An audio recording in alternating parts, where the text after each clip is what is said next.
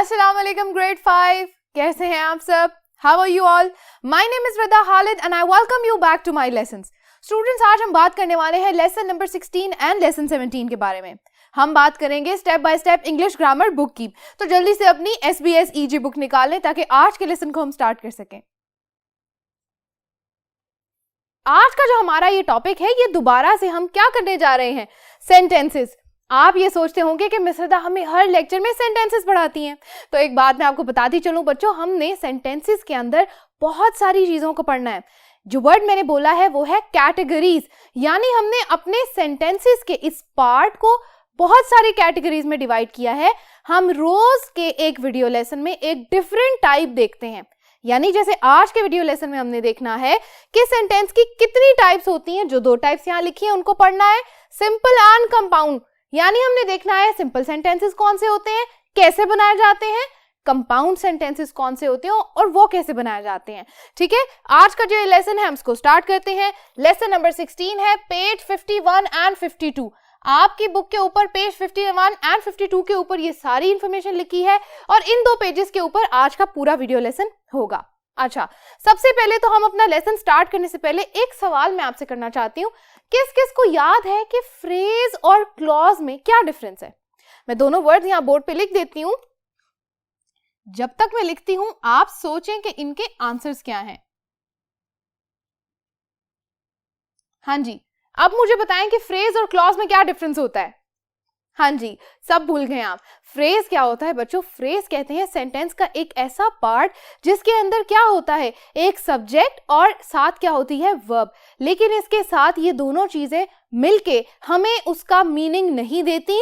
ये चीजें यानी ये पार्ट हमारे सेंटेंस का, it can not stand alone, which means कि इसका अलग से कोई मीनिंग नहीं होता। हमने इसके ऊपर बहुत लंबा एक वीडियो लेसन किया था जिसके अंदर हमने सीखा था कि फ्रेजेस क्या होते हैं और उनको कैसे बनाया जाता है।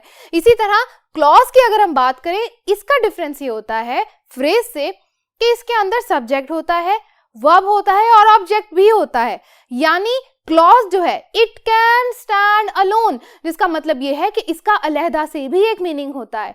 तो हमें एक बात समझ आ गई कि फ्रेज का अलहदा से मीनिंग सेंटेंस की तरह का नहीं होता, बट क्लॉज का हो सकता है। ओके, अब बच्चों हमने क्या पढ़ना है? आज का जो हमारा पार्ट है इसको स्टार्ट करते हैं।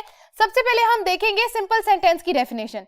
We have read that simple sentence consist of one main clause. हमें ये पता है कि सिंपल सेंटेंसेस जो हैं हमारे, इनमें क्या होता है, एक मेन क्लॉज होता है। अब एक बात मैंने आपको और बताई थी, क्लॉज के वर्ड को अगर हम आसान अल्फाज में ये कह दें कि बात, तो अगर हम ये कहें कि सिंपल सेंटेंसेस के अंदर एक ही बात की जा रही है, तो क्या ये बात ठीक है? ओके, एग्जांपल देख लेते हैं। एग्जांपल हमें क्या कह रही है? The lion came out of his Dane. एक सब्जेक्ट है, उसके साथ एक वर्ब है, उसके साथ क्या है, हमारे पास प्रेपोजिशन दी गई है ऑफ, और उसके बाद क्या बताया गया है, ऑब्जेक्ट। अब मुझे एक बात बताएं, एक ही सब्जेक्ट के साथ बाकी सारी चीजें लिंक की गई हैं, तो क्या हम ये कह सकते हैं कि सिंपल सेंटेंसेस के अंदर हमारे पास सिर्फ एक ही मेन क्लॉज होता है? ठीक है। अच्छा, दूसरी बात को देखते हैं। ए compound sentence is made up of 2 और मोर मेन क्लॉजेस। अगर हम कहें कि कंपाउंड सेंटेंस में इसके उल्ट काम होता है, मतलब इसमें एक से ज्यादा मेन क्लॉजेस होते हैं। इस बात का क्या मतलब है? यानी 2 सेंटेंसेस, 2 बातें लिखी हुई हैं और इनको आपस में जोड़ा जाता है। यानी अगर मैं कहूं एक बात मैं कर रही हूं लेकिन मैं उसको 2 जुमलों में बता रही हूं, एक तो ये तरीका हो गया। एक बात अगर मैं कर रही हूं उसको मैं एक ही लंबे से जुमले में बता देती हूं, दरमियान में एक कंजंक्शन लगा के।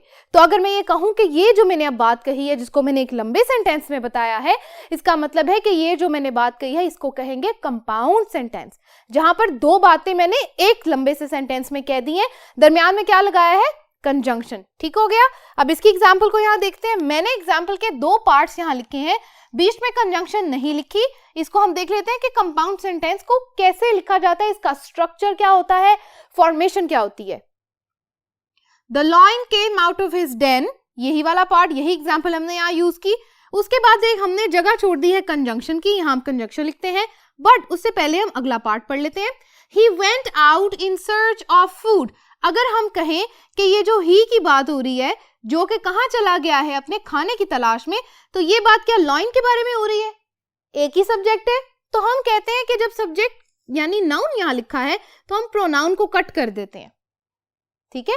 लेकिन बाकी का काम हम वैसे ही रहने देंगे, which means कि वर्ब के आगे का सारा सेंटेंस हमारे दूसरे क्लॉज के अंदर यानी दूसरे मेन क्लॉज के अंदर ऐसे ही रहेगा, ठीक है। अब देखें, the lion came out of his den, जो शेर है वो कहां से, अपने गार में से बाहर आ गया, and went out in search of food, और खाने की तलाश में या खुराक की तलाश में आगे निकल गया, आगे बढ़ गया या चला गया। अब मुझे एक बात बताएं कि जब ये कंजंक्शन मैंने लगाई है तो ये दो बातें पहले मैं जो दो अलग जुमलों में कर रही थी, अब मैंने एक ही बड़े से जुमले में लिख दी है। तो आपको ये लगता है कि अगर सेंटेंस को हम कंपाउंड सेंटेंस बना के लिख दें तो हमारी बात आसान हो जाती है? बिल्कुल हो जाती है। तो आज हमें ये पता चल गया कि कंपाउंड सेंटेंस बनाने का तरीका ये होता है, बीच में हम लगाते हैं दोनों मेन क्लॉजेस के एक कंजंक्शन, और जो बाद में आने वाला क्लॉज है यानी जो लेटर क्लॉज है उसके अंदर से हम प्रोनाउन, सब्जेक्ट या नाउन, जो भी आप इसको नाम ले लें, उसको हम कट कर लेते हैं, सिर्फ वर्ब यहां से अटैच करेंगे और हमारा ये सेंटेंस पूरा हो जाएगा, ठीक है। यहां तक बच्चों अगर थोड़ी सी समझ आपको आ गई है तो बिल्कुल ठीक है, अगर नहीं आई तो घबराना बिल्कुल नहीं है, क्योंकि हम आगे जो दी गई एग्जांपल्स हैं उनको पढ़ेंगे, साथ साथ अंडरस्टैंडिंग की एक एक्सरसाइज है उसको भी देखेंगे। वहां मैं हर सेंटेंस में आपको समझाती जाऊंगी जो बात मैंने अभी आपको यहाँ पर समझाई है, ठीक है बच्चों। अच्छा, दूसरी बात कर लेते हैं, लेट अस अंडरस्टैंड। अब लेट अस अंडरस्टैंड की जो एक्सरसाइज है बच्चों, इसको देख लेते हैं। Join the following set of sentences. अब ये जो वर्ड है ना, सेट ऑफ सेंटेंसेस, इसका मतलब ये है कि हमें पता चल रहा है कि एक से ज्यादा सेंटेंसेस की बात हो रही है। पहला तो क्लू क्या है, एस, which means कि हमने एक से ज्यादा सेंटेंस की बात की है, और जब सेट ऑफ सेंटेंसेस की बात हो रही है तो ये कलेक्टिव नाउन है, पता चल रहा है ज्यादा चीजें हैं, ज्यादा सेंटेंसेस हैं। Okay, to form a compound sentence with and, conjunctions आ गई, बट, और। इसी तरह हमने क्या करना है, कंपाउंड सेंटेंस बनाने हैं इन दो सेंटेंसेस को लेके, बट बीच में क्या लगाना है, एंड, बट, और। अब हम देखेंगे कि कहाँ एंड आएगा, कहाँ बट आएगा, कहाँ और आएगा। ये बात बच्चों आपको खुद देखनी है, ठीक है। आप सेंटेंस को पढ़ेंगे, उसकी उर्दू ट्रांसलेशन करेंगे, आप देखेंगे कि वहां पर जब आपने उर्दू ट्रांसलेशन करके उनको जोड़ा तो कौन सा ऐसा वर्ड आपने यूज किया, जो भी उर्दू कंजंक्शन आपके जहन में आ रही है, अगर, और, ठीक है, इन दोनों वर्ड्स में से आपको जो भी ठीक लग रहा है वहां पर आपने क्या करना है, उसको इंग्लिश में ट्रांसलेट करना है और यहां लगा देना है। इसी तरह ये काम आज हम सीखेंगे। अच्छा, पहली सेंटेंस को देख लेते हैं। माई स्कर्ट इज टॉर्न। हमें ये पता है कि जहां पर वर्ब के साथ एन पार्टिसिपल लगा है, हमें याद है कि हमने क्या किया था, पास्ट पार्टिसिपल लगा के हमने इस वर्ब को पास्ट में चेंज किया था, याद है सबको? ओके, अगला पार्ट पढ़ लेते हैं। I will try and stitch it. मैं कोशिश करूंगी कि मैं इसको स्टिच कर लूं, सी लूं, ठीक है। अब मुझे एक बात बताएं कि यहाँ जो ऑब्जेक्ट की बात हो रही है, क्या अगले सेंटेंस में भी उसी सब्जेक्ट की बात हो रही है, वही चीज की बात हो रही है? बिल्कुल। अब मुझे एक और बात बताएं, अगर मैं कहूं कि ये जो वर्ड है माई, और जो नेक्स्ट क्लॉज के अंदर या नेक्स्ट बात में, नेक्स्ट सेंटेंस के अंदर आई का वर्ड यूज हुआ है, क्या ये सेम सब्जेक्ट्स है? ओके, इसका मतलब ये है कि हम इन दोनों सेंटेंसेस को बिल्कुल जोड़ सकते हैं। कैसे जोड़ेंगे? एक कंजंक्शन लगाएंगे। अच्छा, माई स्कर्ट इज टॉर्न, मेरा स्कर्ट फट चुका है, लेकिन मैं कोशिश करूंगी कि मैं उसको सी लूं, which means my skirt is torn। अब यहाँ पे इस फुल स्टॉप की जगह हम लगा देते हैं conjunction but। I will try and stitch it, और फिर यहाँ फुल स्टॉप लगाना है। समझ आ गई? इसी तरह बच्चों हमने बाकी के सारे सेंटेंसेस बनाने हैं। मैंने यहाँ सिर्फ 2 सेंटेंसेस को सॉल्व किया है। आपकी बुक में 5 सेंटेंसेस दिए गए हैं, आपने उनको खुद ही से सॉल्व करना है। मैं आपको सिर्फ 2 से 3 बना के दिखाऊंगी, ठीक है। एक मैंने यहां सॉल्व कर दिया, बाकी के 2 मैं सॉल्व करने जा रही हूं। हाँ जी, अब अगले 2 सेंटेंसेस को देख लेते हैं। Number 2, he must work hard. उसको बहुत मेहनत करनी पड़ेगी। He needs to make up for the lost time. उसको क्या करना है? मेकअप करना है, यानी उस कमी को पूरा करना है जो क्या किया उसने, लॉस्ट टाइम मींस कि वो टाइम जो उसने गवा दिया है, मतलब उसको बहुत मेहनत करनी पड़ेगी क्योंकि उसने बहुत सारा टाइम जो वेस्ट किया है, गुम गया है उसका टाइम, या उसने जो टाइम खो दिया है उस टाइम के लिए उसको मेहनत करनी पड़ेगी। अब देखें, he must work hard and needs to make up for the lost time. He must work hard and he needs to make up for the lost time. समझ आ गई? यहां तक फुल स्टॉप यहाँ आ जाएगा, इस फुल स्टॉप की जगह ये आ जाएगा, एंड एक और चीज, ये कैपिटल हमारा लोअर केस में स्मॉल लेटर में आ जाएगा. Alright, okay. Number 3, I might have toasted bread. मैं टोस्टेड यानी लाल की हुई पकी हुई ब्रेड यानी डबल रोटी लूंगा. I might just have a boiled egg. या हो सकता है कि मैं एक उबला हुआ अंडा खा लूं. ठीक है, अब आप देखें दोनों बातें खाने के बारे में है, दोनों बातों के अंदर सब्जेक्ट भी एक है, तो मतलब ये है कि हम इसको जोड़ सकते हैं. I might have toasted bread. अब ऑप्शन है ना, और I might just have a boiled egg.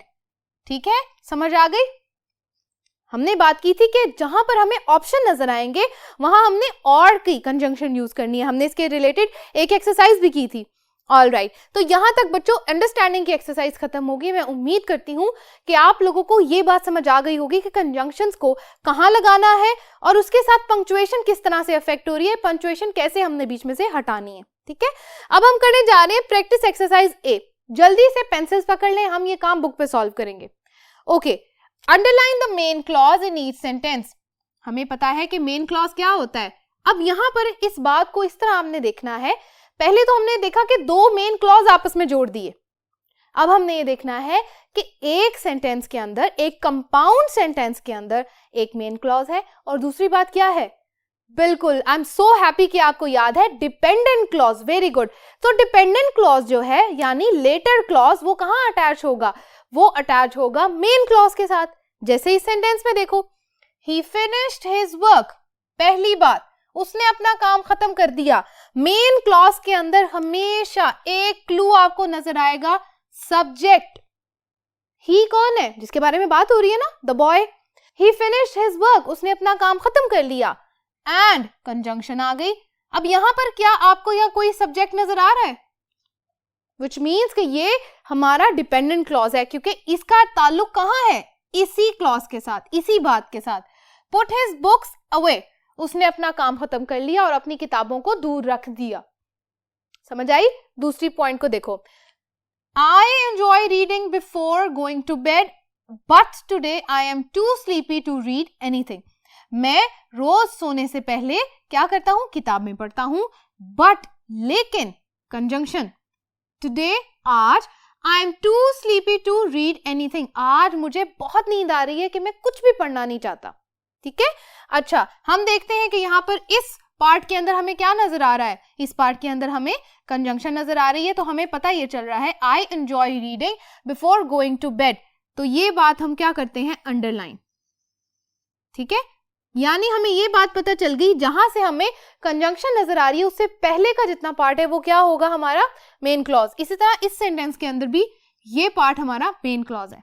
Next, you must pay the bill immediately, यानी फौरी तौर पे, और your electricity will be cut off, वरना तुम्हारी इलेक्ट्रिसिटी यानी बिजली क्या होगी? कट जाएगी. अब जी देखें, subject you must pay the bill immediately, और का मतलब क्या है? कंजंक्शन. छोड़ दें, इससे पहले वाला पार्ट क्या है?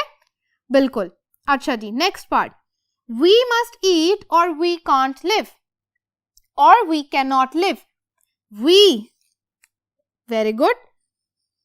और से पहले पहले क्या करना है? स्टॉप हो जाना है, विच मीन्स आगे से क्या है? कंजंक्शन और डिपेंडेंट क्लॉज. अच्छा जी, next, will you wait for Robin or will you go home without him. So will you wait for Robin, or से पहले पहले आप स्टॉप कर जाएंगे. हमारा सब्जेक्ट कहाँ है? यहां पर. समझ आ गई बात? सबको ये बात यहां तक समझ आ गई और बुक पे सॉल्व हो गया ये काम मेरे साथ? ओके, तो हमें एक और तरीका पता चल गया कि समटाइम्स मेन क्लॉज के अंदर क्या होता है? सब्जेक्ट दिया भी होता है, और समटाइम डिपेंडेंट क्लॉज के अंदर भी सब्जेक्ट दिया गया होता है. ठीक है, ओके, यहां तक हमने सॉल्व कर ली प्रैक्टिस एक्सरसाइज ए. अब हम करने जा रहे हैं practice exercise B.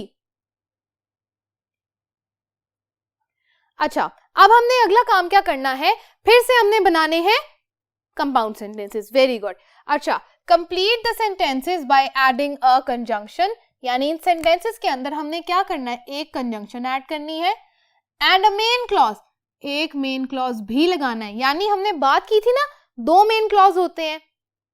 Late us understand की एक्सरसाइज पे आ जाएं, याद करें। ओके, उसके बाद to make them compound sentences. All right, कैसे करेंगे? The thief tried to escape several times. अच्छा, अब आगे देखें क्या है, कोई फुल स्टॉप नहीं है। सबसे पहले तो हम एक कंजंक्शन लगाएंगे। The thief tried to escape several times, चोर ने भागने की बहुत दफा कोशिश की। क्या कंजंक्शन लग सकती है? Very good, but he could not or couldn't run away, लेकिन वो भाग नहीं सका। तो हमने क्या किया बच्चों, यहां पर but का मतलब क्या है? एक कंजंक्शन। तो ये जो पार्ट हमने लिखा है ये क्या है? Second main clause. अब पता चल रहा है? ओके, इसी तरह बाकी के सेंटेंस करते हैं। he was running high fever, उसको बहुत तेज बुखार था।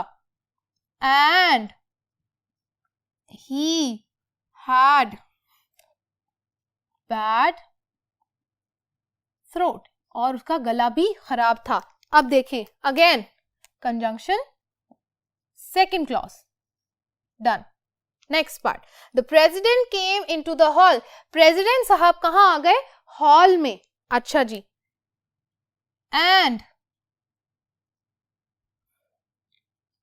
said a few words। President साहब हॉल में आ गए और उन्होंने कुछ लफ्ज या चंद अल्फाज कहे। तो हम कहते हैं एंड को हम करते हैं सर्कल में, बिकॉज ये हमारा क्या है? वेरी गुड, कंजंक्शन, और उसके बाद हमारा main clause. Okay, 4, the shop is closing down. दुकान बंद हो रही है, but it will open again, ये दोबारा खुलेगी इन द मॉर्निंग। अब देखिए, सेंटेंस के आगे जब भी आपने मेन क्लॉज लगाना है ना, जैसे मैंने बनाया है, कोई ना कोई सेंस बन रही है, सेंटेंस के बारे में सोचना है, उसके बाद आपने आगे वो वाला जो क्लॉज है उसको लिखना है। ये आपकी अपनी अंडरस्टैंडिंग है, ठीक है बच्चों। मैं उम्मीद करती हूँ कि आप ये काम खुद से कर सकते हैं, क्योंकि आप अब ग्रेड 6 में आ गए हैं और चंद मेन क्लॉज बनाना तो बहुत आसान सा काम है। ओके, आई होप बच्चों यहां तक का पार्ट आपको समझ आ गया है। All right, okay, last exercise क्या है जी? प्रैक्टिस एक्सरसाइज सी। अब इसको देखो, enlarge the phrase to make a clause so that the sentence becomes a compound sentence। सबसे पहले तो जो ये वर्ड है enlarge, इसका मतलब क्या है? नहीं पता? ओके, ये देखें, large का मतलब क्या होता है? किसी चीज का साइज बहुत बड़ा होना। अब अगर मैं कहूं कि enlarge, तो मैंने क्या कर दिया है? एडजेक्टिव को वर्ब में कन्वर्ट कर दिया है, ठीक है।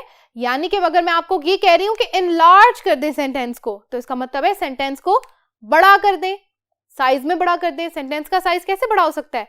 उसके आगे एक और क्लॉज लगा के, क्योंकि हमने बात की थी कि हम एक से ज्यादा क्लॉज भी लगा सकते हैं कंपाउंड सेंटेंसेस में। तो ये एक्सरसाइज इस बारे में है। अच्छा जी, हमने क्या करना है? इन फ्रेजेस के आगे क्लॉज ऐड करने हैं ताकि ये क्या बन जाए? Compound sentence. Okay, despite the hard work, ये हमारा पहला फ्रेज है। ही डिड नॉट सक्सीड, ये क्लॉज है, इसके आगे हमने अटैच करना है एक और phrase. Despite the hard work, he did not succeed and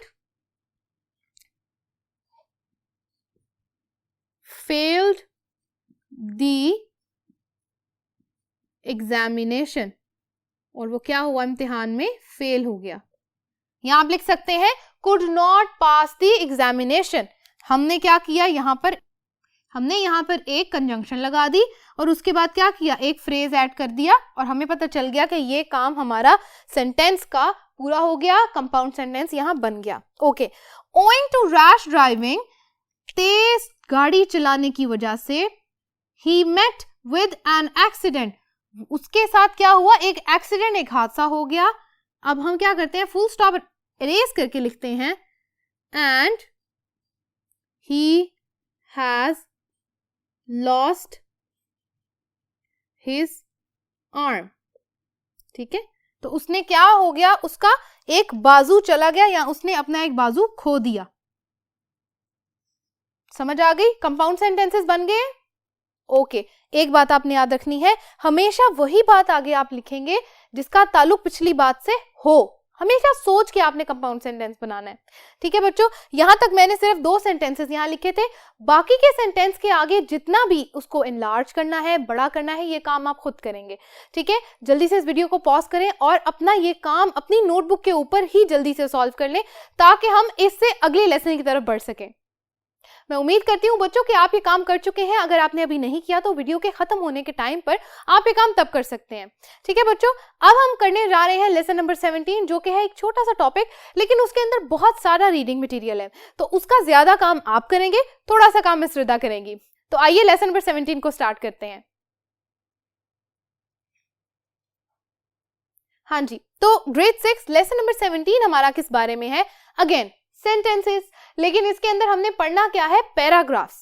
अब आप मुझे एक बात बताएं, क्या आपने कभी पैराग्राफ स्टडी किए हैं? बिल्कुल किए हैं। क्या आपने कभी पैराग्राफ्स लिखे हैं? ओके, तो पैराग्राफ्स लिखते हुए आपने कोई चीजें जहन में रखी हैं? पंक्चुएशन कैसे लगानी है, कनेक्शन कैसे रखना है एक से दूसरे सेंटेंस का, कुछ बातें याद है? ओके, पहले इसको रिवाइज कर लेते हैं, फिर मैं आपसे मजीद सवाल करूंगी। सबसे पहले तो पैराग्राफ की डेफिनेशन यहाँ लिखी है, a paragraph is a group of sentences. तो ये बात हमें पता चल गई कि एक पैराग्राफ के अंदर क्या होता है? बहुत सारे सेंटेंसेस। और सेंटेंस क्या होता है?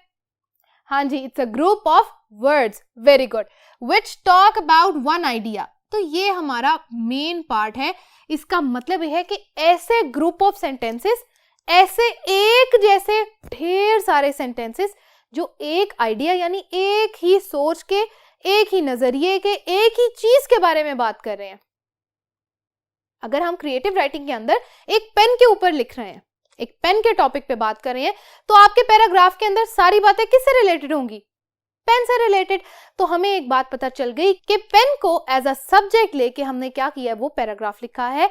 तो ये बात तो पक्की तय हो गई कि सेंटेंसेस यानी जो हम पैराग्राफ के अंदर लिखते हैं वो सारे एक दूसरे के साथ जुड़े होते हैं। ठीक है बच्चों, सबसे पहले अब ये वाली इंस्ट्रक्शन जो आपकी बुक में है उनको देख लेते हैं।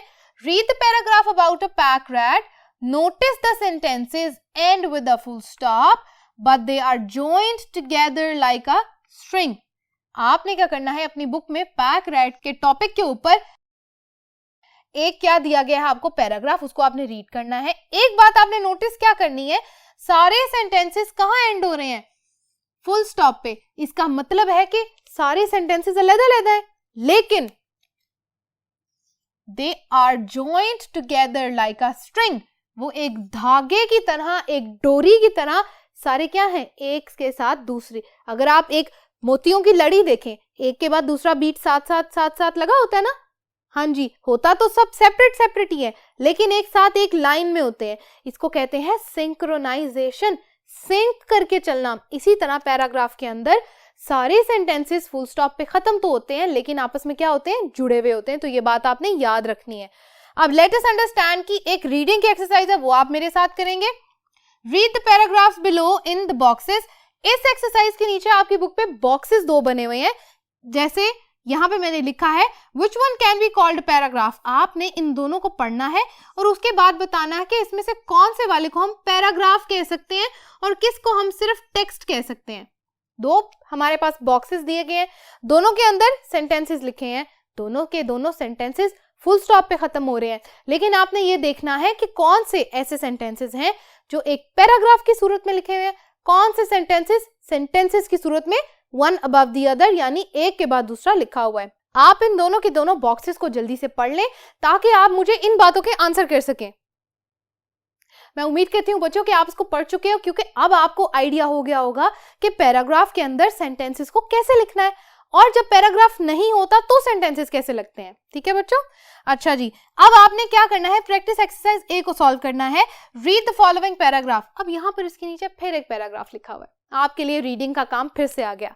This paragraph is dealing with one idea only, what is it talking about. आपने क्या करना है? बताना है कि इस पैराग्राफ के अंदर एक आइडिया ही है, एक ही चीज के बारे में बात हो रही है, लेकिन उसके ऊपर ढेर सारे सेंटेंसेस लिखे गए हैं। अच्छा, what is it talking about, आपने बताना है रीडिंग करके कि इसका आइडिया क्या था और किस सब्जेक्ट के बारे में बात हो रही है। बताया था ना जैसे पेन की बात है, तो आपने ये खुद से रीड करना है और उसके बाद मुझे बताना है। ठीक है बच्चों, यहां तक हमारा ये लेसन भी खत्म होता है। इस लेसन में और बहुत सारी ऐसी एग्जांपल्स और एक्सरसाइजेस दी गई हैं जो हम मिलके सॉल्व कर सकते हैं, लेकिन मैं चाहती हूं कि वो सारी की सारी रीडिंग से रिलेटेड है।